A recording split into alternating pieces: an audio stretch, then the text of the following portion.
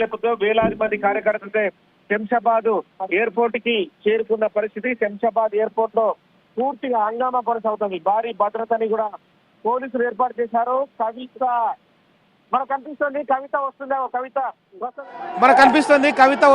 కవిత ప్రస్తుతం వచ్చిన కార్యకర్తలు కవితని జై కవిత అని చెప్పి తీసుకొస్తున్నారు. ముందరికి కవిత కనిపిస్తుంది. బిగ్ టీవీ స్క్రీన్ పైన కవితని ఎక్స్క్లూజివ్ గా చూడవచ్చు. కొంచెం ముదురు రంగు చీరతో ఉన్న కవిత తన కార్యకర్తల మధ్య నుంచి దూసుకొస్తున్న పరిస్థితి. కవిత మరి మీడియాతో మాట్లాడుతుందా లేదని చూడాల్సింది.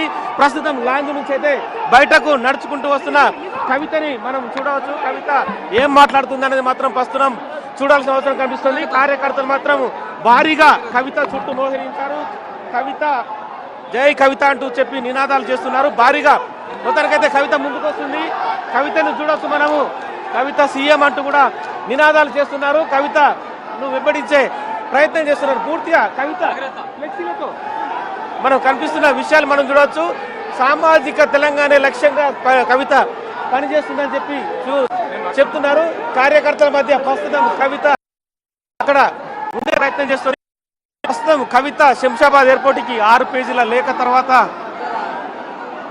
ముందుకు వస్తుంది. చాలా మంది కార్యకర్తలు కవితకు ముందుకు రానివ్వడం లేదు. చాలా మంది పుష్పగుచ్చాలు ఇచ్చి కవితను అభినందిస్తున్నారు. మొత్తానికైతే మామూలుగా తన కొడుకుల కాన్వకేషన్ కోసం వెళ్లిన కవిత 6 పేజీల లేఖ బయటకు రావడంతో ఈరోజు భారీ హంగామా శంషాబాద్ ఎయిర్పోర్ట్ లో నెలకొంది. పూర్తిగా వందలాది మంది కార్యకర్తలు కవితను అభినందిస్తూ ముందుకు తీసుకొస్తున్నారు.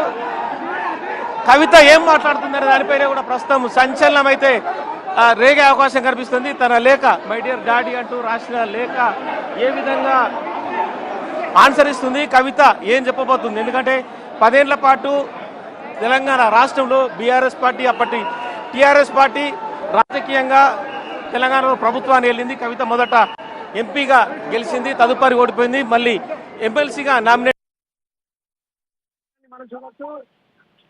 కవిత ముందుకు తీసుకొస్తుంది. కవితను ముందుకి తీసుకురావడానికి ప్రయత్నిస్తున్నారు. కవిత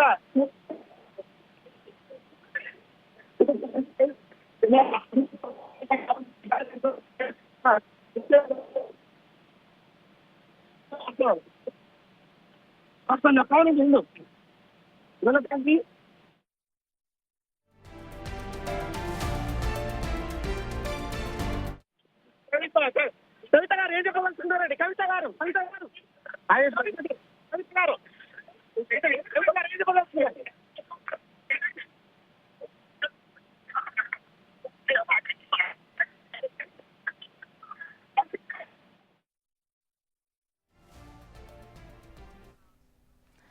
అటు శంషాబాద్ ఎయిర్పోర్ట్ లో ఉన్న అటు వాతావరణం మొత్తం కూడా మనం చూస్తున్నాము. ఇప్పటికే అటు ఎమ్మెల్సీ కవిత అయితే బయటకు చేరుకున్నారు. అయితే ఒక్కసారిగా కూడా అక్కడికి వచ్చిన జాగృతి నేతలందరూ కూడా కవితకు ఘనంగా స్వాగతం పలికారని చెప్పుకోవాలి. అయితే మరో పక్కన సీఎం కవిత అంటూ కూడా నినాదాలు చేస్తున్న దృశ్యం అయితే మనం చూసాము. అయితే దీంతో కూడా ఇప్పటి వరకు అటు కవిత అభిమానులు, జాగృతి నేతలు కూడా పెద్ద మొత్తంలో అక్కడికి చేరుకున్నారు కవితకి వెల్కమ్ చెప్పేందుకు. అయితే మరో పక్కన ఎక్కడా కూడా అటు బీఆర్ఎస్ జెండాలు కానీ బీఆర్ఎస్ నాయకులు కూడా అక్కడెక్కడ కనిపించకపోవడం కూడా ఇది ఒక చర్చనీయాంశంగా మారింది. ఇక మా నగేష్ ఉన్నారు, మా అసోసియేట్ ఇన్పుట్ ఎడిటర్ నగేష్ ఉన్నారు. నగేష్ చెప్పండి, ఎట్టుకెళ్ళకైతే కవిత బయటకు వచ్చారు, అక్కడ ఒక మీడియా పాయింట్ కూడా సమావేశం ఏర్పాటు చేశారు. ఇప్పుడు కవిత ఏం మాట్లాడుతుంది అనేది కూడా ఉత్కంఠంగా మారింది.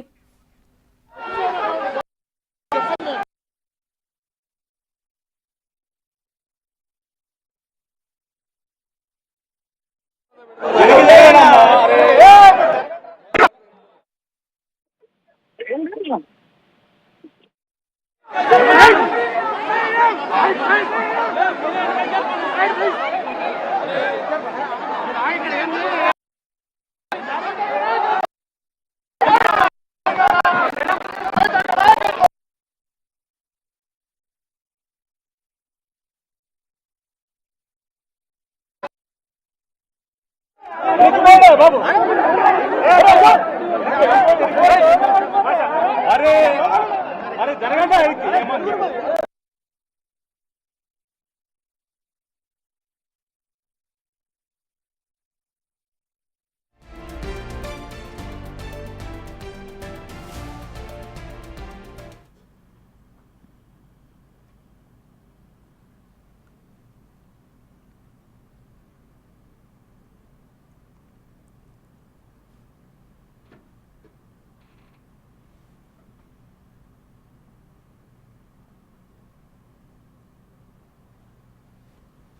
మాట్లాడనుంది. కవితకు బిగ్ టీవీ మైక్ పెట్టింది కానీ తను మీడియా సమక్షంలోనే మాట్లాడతానని చెప్పింది. కవితను ముందుకు తీసుకురావడానికి శతవిధాల పోలీసులు ప్రయత్నిస్తున్నారు. చాలా మంది కార్యకర్తలు కూడా కవిత దగ్గరుండి ముందుకు తీసుకురావడానికి ప్రయత్నిస్తున్నారు. కవిత సీఎం అంటూ భారీ ఎత్తున నినాదాలు అయితే శంషాబాద్ ఎయిర్పోర్ట్ లో కొనసాగుతున్నాయి. వందలాది మంది కార్యకర్తలు కవిత నాయకత్వం కొనసాగాలంటున్నారు. తన ఇద్దరు కొడుకులతో కవిత తన భర్త అనిల్తో శంషాబాద్ ఎయిర్పోర్టుకు చేరుకుంది. మీడియాతో మాట్లాడడానికి కవిత మీడియా పాయింట్కి ఒక దగ్గర ఏర్పాటు చేసిన మీడియా పాయింట్కి వస్తున్న క్రమంలోనే చాలా మంది కార్యకర్తలు తోపులాట చేసిన పరిస్థితి. మొత్తానికి కవిత ఒక మరో నిమిషంలో మీడియాతో మాట్లాడే అవకాశం కనిపిస్తుంది. కవిత ఏం మాట్లాడుతుంది కవిత అక్క చూడాలి. కవిత మాట్లాడే ప్రతి విషయం కూడా ఇప్పుడు సంచలనంగా ఉంది. ఎందుకంటే 6 పేజీల లేఖని విడుదల చేసిన తర్వాత కవిత మీడియాతో మాట్లాడే విషయాన్ని కూడా రాజకీయంగా తెలంగాణలో సంచలనం కానుందని చెప్పొచ్చు. కవిత ఒపీనియన్ ఏంటి, రాజకీయంగా ఏం చెప్పదలుచుకుంది అనేది కూడా చాలా ఇంపార్టెంట్ అనేది ఇక్కడ గమనించవచ్చు.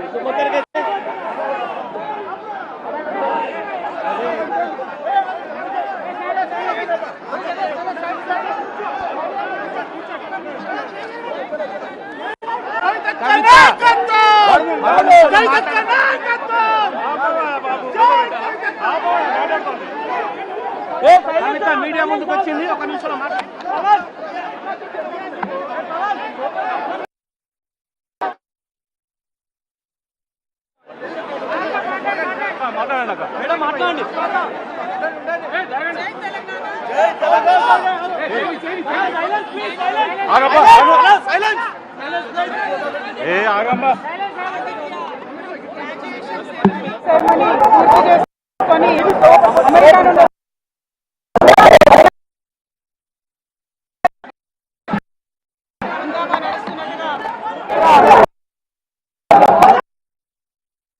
నేను చెప్పదలుచుకున్నది ఒకటే.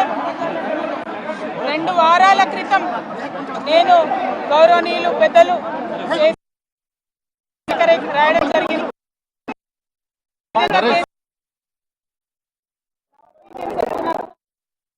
చెప్పడం జరిగింది. అయితే ఈసారి నేను మొన్ననే చెప్తున్నాను, కుట్రలు కుతంత్రాలు జరుగుతూ ఉన్నాయని. నేను చెప్పిన కొద్ది రోజుల్లోనే మరి నేను అంతర్గతంగా గారికి రాసినటువంటి ఉత్తరం బహిర్గతం కావడం అన్నది, ఇది మరి ఏం జరుగుతుందో అన్నది పార్టీలో ఉన్నటువంటి మనందరం, తెలంగాణ ప్రజలందరూ కూడా ఆలోచించుకోవాల్సినటువంటి. నేను కేవలం పార్టీలో ఉండేటటువంటి అన్ని స్థాయిలో ఉన్నటువంటి నాయకులందరూ అనుకుంటున్నటువంటి విషయాలు. దాదాపు సగం తెలంగాణ నేను ఈ సందర్భంగా ఈ మధ్యలో టూర్ చేసినటువంటి తెలంగాణ ప్రజల మాత్రమే నేను పెద్ద ఎత్తున చెప్పడం జరిగింది. నేషనల్ ఎజెండా ఏమీ లేదు, మీద ద్వేషం ఏమలేదు. కానీ నేను లేక అంతర్గతంగా పార్టీలో మా నాయకుడికి రాసినటువంటిది అటువంటిది బహిర్గతమైందంటే మరి దాని వెనుక ఉన్నది ఎవరు అన్నటువంటిది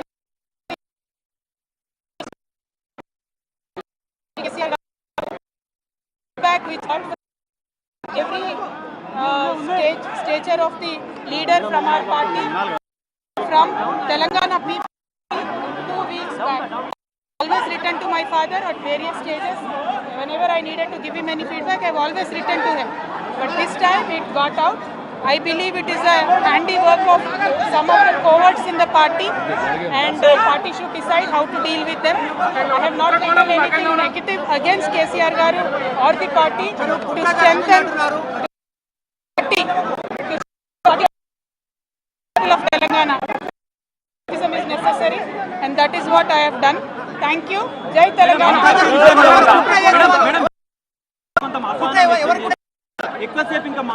కేసీఆర్ గారు దేవుడు, కేసీఆర్ గారు దేవుడు. కానీ కేసీఆర్ గారి చుట్టూ కొన్ని దయ్యాలున్నాయి. వాళ్ళ వల్ల చాలా నష్టం జరుగుతున్నది. పార్టీలో ఉండేటటువంటి నాకు, నేను కేసీఆర్ గారి కూతుర్ని, అంతరంగికంగా నేను రాసినటువంటి లేఖనే బయటికి వచ్చిందంటే మరి ఇతర సామాన్యుల సంగతి, ఇతరుల పరిస్థితి ఏంటి పార్టీలో అన్నది జరగాల్సినటువంటి అవసరం. దానికోసమే ఇవాళ నేను మీతో మాట్లాడుతూ ఉన్నాను. అంటే రెగ్యులర్గా నేను ఇచ్చిన ఫీడ్బ్యాక్ అందులో స్పెషల్ ఏం లేదు. ఏ మీటింగ్ కూడా నేను సాగిస్తూనే ఉంటాను. ఈసారి